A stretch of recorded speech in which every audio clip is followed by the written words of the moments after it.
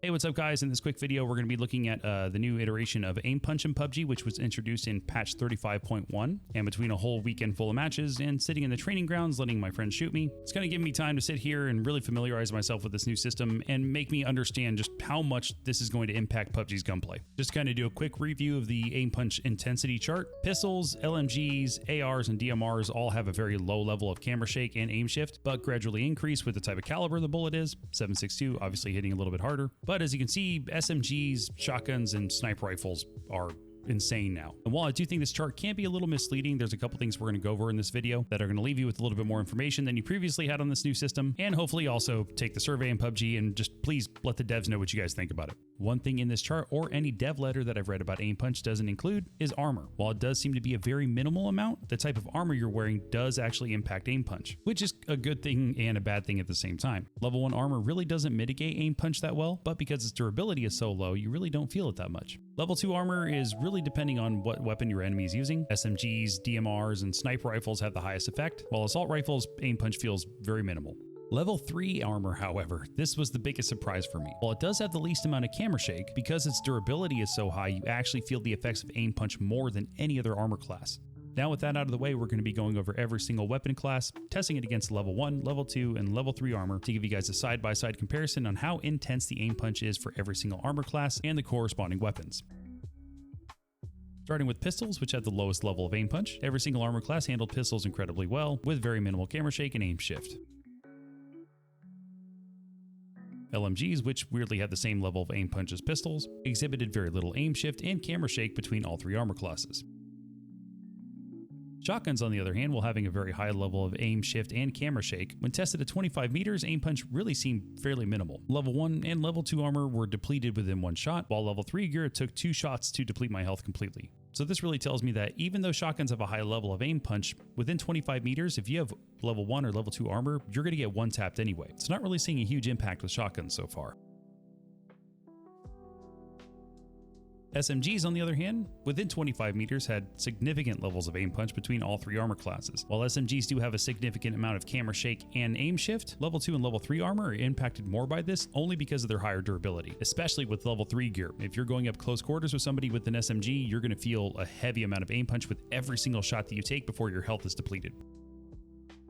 At 50 meters, SMGs have a severe reduction in aim punch, but due to SMGs having a smaller effective range, it takes more shots for you to die, which means more aim punch.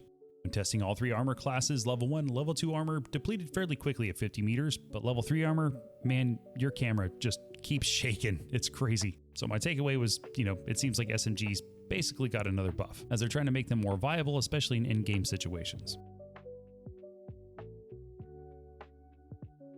Up next, we tested 5.56 assault rifles at 25 meters, which have very low levels of camera shake, but a decent amount of aim shift, which is pretty evident in these tests, which level 1, level 2, and level 3 armor were depleted fairly quickly. So quick, in fact, I feel like the effect on aim punch on assault rifles is almost negligible. Because the time to kill is so fast when using assault rifles, the only thing that really matters is who gets the shot off first, which is ultimately buffing Peeker's advantage.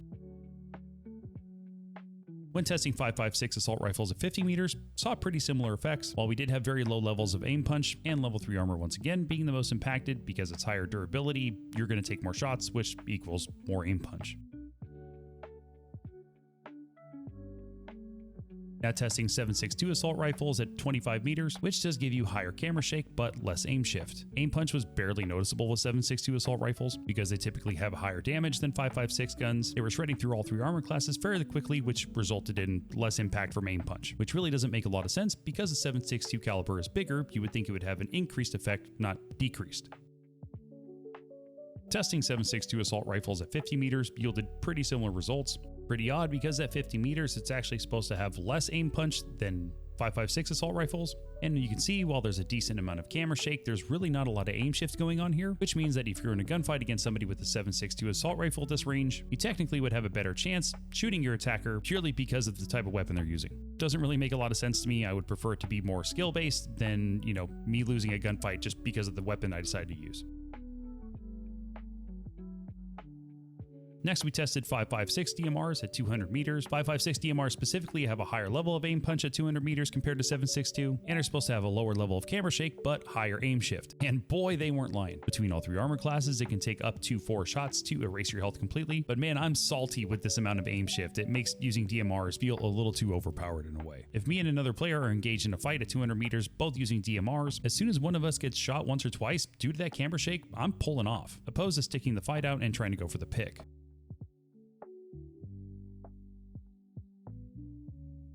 The same thing can be said when testing 7.62 DMRs at 200 meters, which has both increased aim shift and camera shake compared to 5.56 DMRs.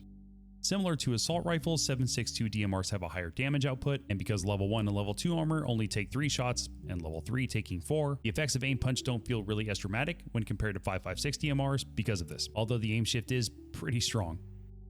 And last but not least, we tested sniper rifles at 200 meters, which has the highest amount of aim shift and camera shake compared to any other gun tested here. And boy, when you get shot with the bolty now, you feel it. If you're scoped in on somebody, regardless of your armor class, once you're shot by a sniper rifle, you're going to have significant aim shift and camera shake. This actually feels like a fair counter, especially when somebody has a sniper rifle and they're going up against somebody who has a DMR.